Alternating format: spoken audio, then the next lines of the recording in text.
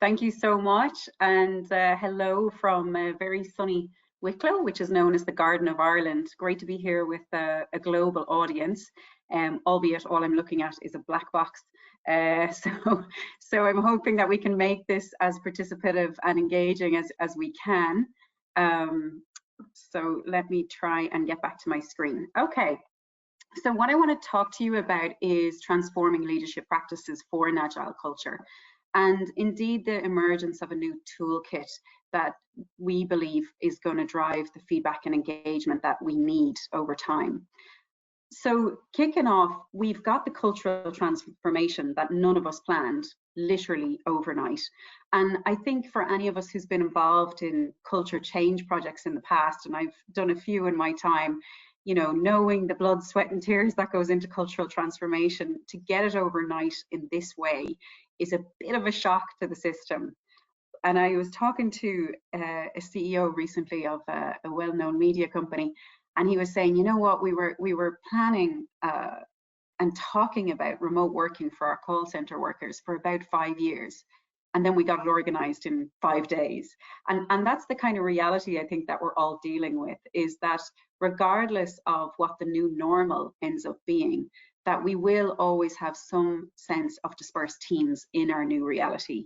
And indeed, most of my clients who'd be, you know, multinational organizations, they were already dealing with dispersed teams and remote working and, you know, teams not all sitting in the one place. So it's not new for a lot of people, but it's certainly an acceleration of what we knew.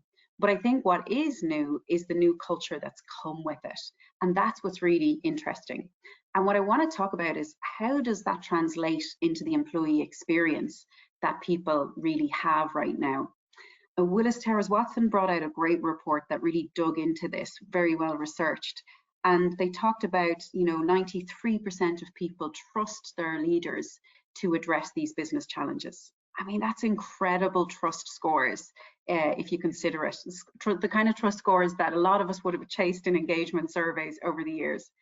And 60% of them, just under 60%, said that they had no great change to their productivity. So it was pretty much business as usual straight away, which, given the realities, I think is pretty incredible as well.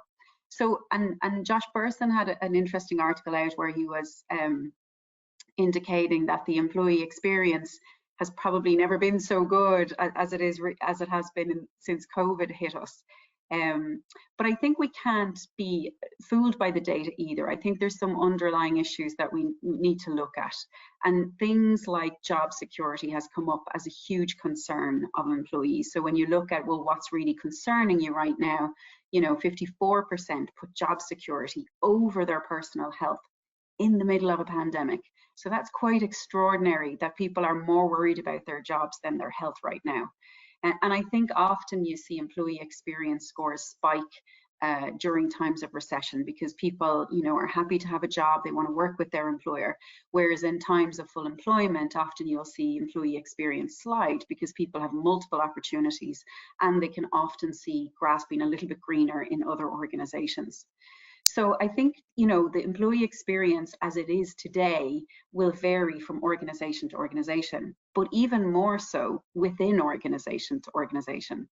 So on top of a lot of the data research that's out there, we did a bit of our own research, and we worked with executive coaches and a number of people who were out and about working directly with organizations across Europe. And we asked them for the more qualitative data. So what's really behind the data? What are the stories behind the data? And they talked about things like improved communication practices, so that people are actually receiving more communication now than they ever have done. And I have some of my own anecdotal evidence around this. I was talking to one of our clients, and they were saying that they used to have divisional leaders who gave quarterly updates to their staff. They now give weekly updates to all of their employees.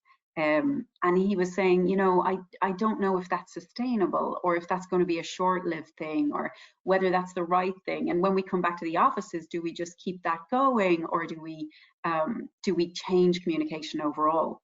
But in general, people seem to be communicated to well, albeit we might test that in a moment with a poll. we did a live event recently in Tandem, and mostly attended by HR directors, and 73% of them said that they were experiencing professional isolation. So almost, you know, in polar opposites, despite the fact that communication practices are up, people are feeling professional isolation. So communication isn't necessarily the answer. You know, we might know what's going on in our organizations, we might have good communication flow, but we might still feel all alone. The other piece that really grew in the stories and the anecdotal evidence that we were looking at was the lack of appreciation or feeling valued.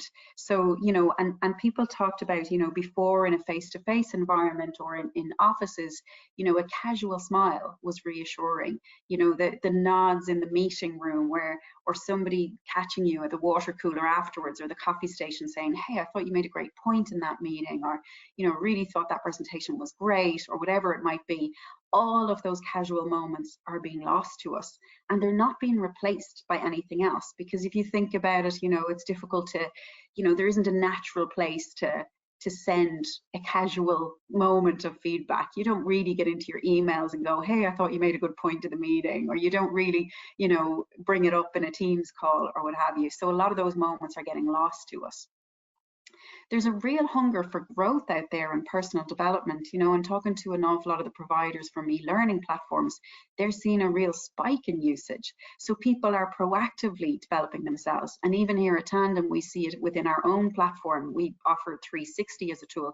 And suddenly we saw these requests coming in for 360, and we were like, why do people want 360s in the middle of a pandemic? I have to say, when I first saw it, I was like a little taken aback with what, you know, why is this suddenly important?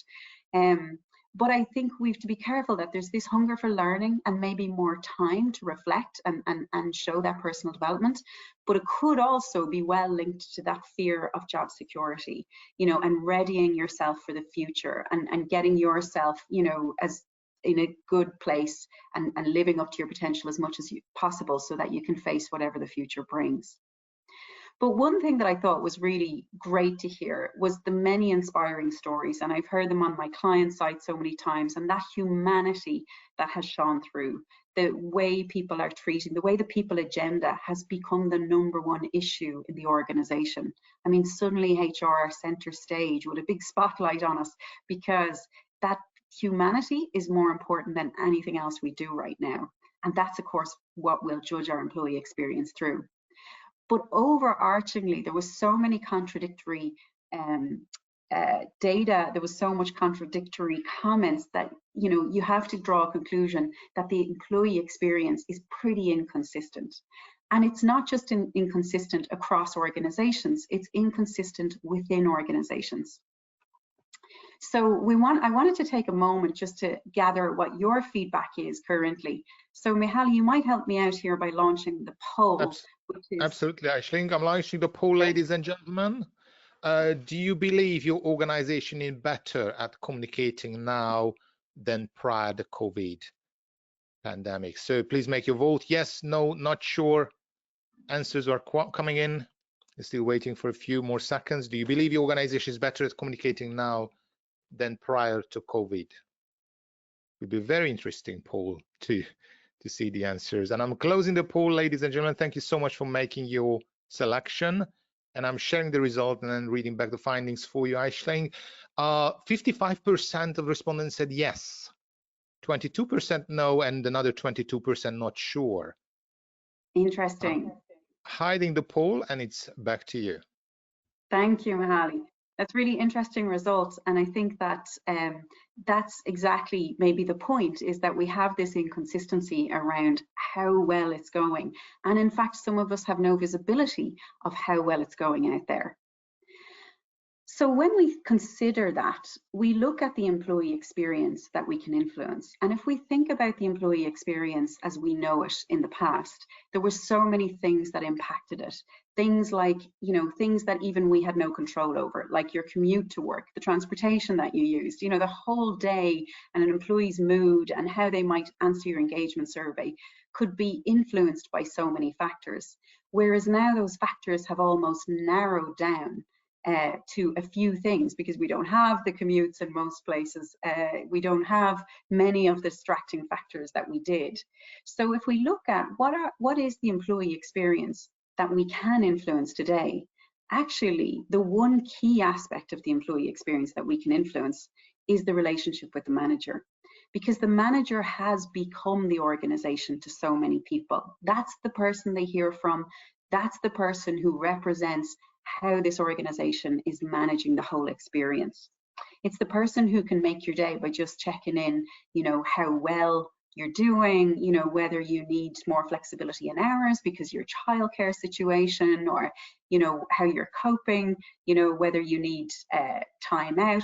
All those kind of human pieces is really being carried very heavily. It's a big burden on many of our managers today to be able to carry the weight of, you know, checking in with people and seeing how they're doing. But we know in organizations that managerial capability varies, and there's a natural bell curve of managerial capability. So you have your superstars on the right who are just natural born leaders. They just know how to do it. They're experienced. The people agenda doesn't frighten them at all. But equally, you have your folks on the left-hand side of the bell curve who are still at the early stages of perfecting the art of people management, and they still don't really know you know, how it is that they should be relating to their people. And of course, you have your big gang in the middle who, you know, are good, have their good and bad days with their managerial capability. So our real influence in HR, I guess, is to be able to create this consistency in managerial capability and move as many people to the right of the bell curve as we can. And I think we have a new gateway to the employee experience, because if we think about the things that we focused on in the past that drove the employee experience, there was a multitude of things. There was all of the perks and the benefits. There was beautiful offices. You know, there's offices set up for innovation, co-working, workshops, teamwork, you name it. We had created the most luxury, and I get to visit many beautiful offices for visiting clients and so on with Tandem, and one is more stunning than the next, and you think you have seen it all when you go into another office and you see just another perk that you can't believe. But realistically, a lot of that has been stripped away, and the employee experience now distills down to, how do I get on with my manager, and do I feel valued and appreciated around here? And the question being, how can we build a consistency around that employee experience, knowing that managerial capability is varied and knowing that they have an even heavier layer of burden on them, given that their teams are remote. So a lot of the tools that they would have used in the past, like getting people in to do workshops together in a room, bringing them out for dinner, doing morale-driven events, a lot of that has been stripped away from their armor. So they don't have the same tools open to them in order to be able to drive a great employee experience. So at that point, I'm going to try and pause and hand over to you, Mahali, for the next poll, because I'd love to hear from you guys, you know, whether you believe your managers are delivering a better employee experience now, despite the challenging circumstances. And I'm launching the poll, ladies and gentlemen. Do you believe that your managers are delivering better employee experience now, despite the challenging circumstances? Please make your vote yes, no, not sure. And while you're making your selection, let me also bring your attention to an excellent white paper. It's available in the handouts section of the GoToWebinar platform by Tandem. Some of the greatest companies in Europe now use Tandem's technology platform to maintain the social fabric of their organization. So if you'd like to find out more, just download the white paper available in your handout section. And with that, I'm closing the poll, and let me just share the findings with all of you. Do you believe your managers are delivering better employee experience now? 42% say no, 32% yes, and 26% not sure. So I'm hiding the poll, and it's back to you, Aisling. Okay, thank you for that. And I think that's exactly the point of this whole presentation. There is inconsistencies there. We're not sure, are they able to deliver a good employee experience for our people right now? And maybe that's the gap that we in HR need to fill. So I'm going to introduce to you what we've done with an awful lot of our our clients. And as Mahali says, we work with some of the biggest organizations across Europe, but across industry as well. So it's not specific to, oh, this kind of thinking works in one place or another. It's actually been successful across a wide range of industries and organizations. And what we do is create like a methodology for management so that they have a toolkit that they can rely in, but equally that, you know, HR can know what kind of employee experience that their people are actually getting at the end. And it starts with the check-in conversation, because the conversation is so key, and being able to navigate a good one-to-one is a key skill set for a manager. And a lot of the time I think we ask managers to do one-to-ones, but we're not clear about what the agenda is, what they should be talking about. So it often drifts into one of those conversations that becomes about the tasks in hand, you know, the pieces of work that person needs to do, and often neglects some of the other more important things that are important to the employees, such as their growth and development. And I'm on this performance management advisory committee, which has all of the key influencers in the performance management landscape come together about once every quarter, and we talk about the future direction of performance management. And we had one of these discussions only 2 weeks ago, and one of the things that we consistently saw across all of the people in the room was the nature of the check-in one-to-one conversation has fundamentally changed through COVID. And in fact, it's been reported that references to mental health has come up in 1 and 3 every check-ins. And I think that's extraordinary, because opening up a whole box of new conversation that maybe our managers aren't ready for, maybe they're not trained for, but actually they're experiencing that vulnerability firsthand.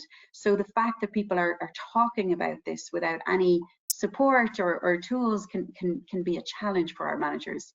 But there are some tools that we can give them to help them get through those conversations and make sure they're adding value to their people. The other thing is a discipline and a regularity around feedback. So being very clear about how often, you know, you're expected to give feedback, making it really easy and comfortable to give feedback. Like, let's face it, feedback in organizations right now is an awkward and uncomfortable experience for the most part. It generally happens under a formal process such as performance review, and it generally feels a little bit difficult to pull off without having some sort of impact on the relationship between the manager and the employee. So we train people on how you give great feedback, you know, to ensure that the fact that, you know, those casual moments are lost to us doesn't mean that people don't feel appreciated and valued. And indeed, even more so, it, you know, doesn't mean that people don't get the constructive and more developmental oriented feedback, which is equally as important now as it ever was. Particularly as people are pushing for their growth and development, they need more feedback rather than less. And we see it even across when COVID first started on our own platform. We saw a huge amount of peer-to-peer feedback emerging, and we could see words like bon courage and so on trending in France and various things like that, because people were using the platform to encourage and inspire each other to kind of do the, come on, let's keep going, let's keep at this, even when it was really tough, and even spikes in usage in places like Italy, which were under the most extreme of circumstances. The other thing then, having a regularity and a frequency around things like pulse surveys. So being really clear about, you know, what we're pulse surveying on, not just morale, but well-being, engagement, and widening the net of what the pulse surveys are. And again, we've seen our client base use our tool around kind of checking in, and it doesn't have to be a long piece. It can be like 3 or 4 questions that just means employees have a voice and they're able to share with you how they're doing, and HR has that pulse without ever having to meet anybody. Growth and development, as I was saying earlier, it's become a huge piece of focus, and people seem to have a greater urgency around this. So giving people the tools and the opportunity to accelerate people's growth, and giving them that coaching capability, which isn't rocket science, and it doesn't need a couch and an empathetic manager. There's actually some really pragmatic basic things you can do to help turn your managers into great coaches.